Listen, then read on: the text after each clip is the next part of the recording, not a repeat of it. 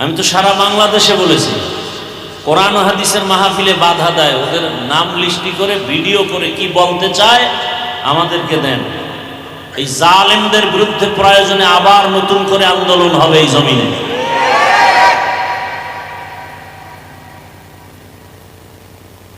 Details ঠিকানা আমাকে দিবেন।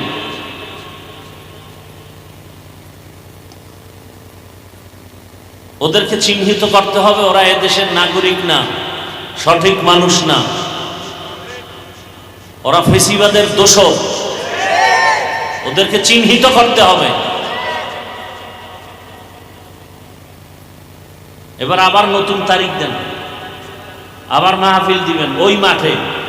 কারা কারা বাধা দিব ওদের নাম ঠিকানা সব আমাকে দিবেন।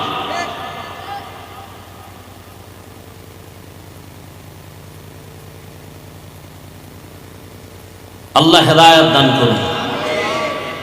আমরা মানুষকে বুকে লাগাইতে শিখেছি, আঘাত করতে শিখি নাই।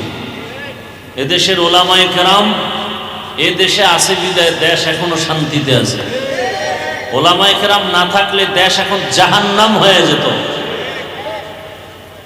এই ওলামায়ে কেরামদের সাথে যারা বেয়াদবি করবে, কোরআনের সাথে, মাদ্রাসার সাথে, এদেরকে দেখে নিতে হবে ইনশাআল্লাহ।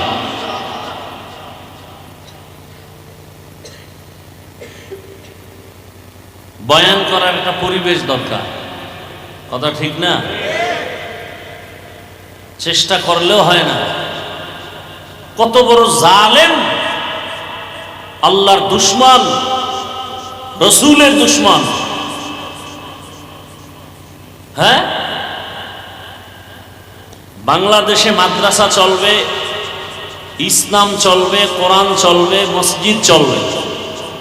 আমি তো ইচ্ছা রকম বলি, এখন পৃথিবীতে আল্লাহর ঘর, মসজিদ, মাদ্রাসা থেকে দামি কোনো জায়গা আছে?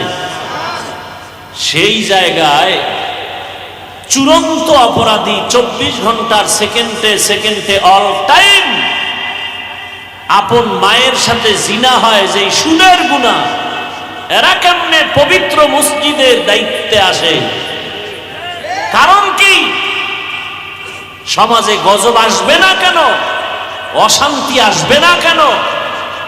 যে ব্যক্তির গুনাহ হয় 24 ঘন্টা আমল নামায় আপন মায়ের সাথে জিনার সমান, তো ভয় থাকা উচিত, লজ্জা থাকা উচিত। আল্লাহ হেদায়েত দান করুন।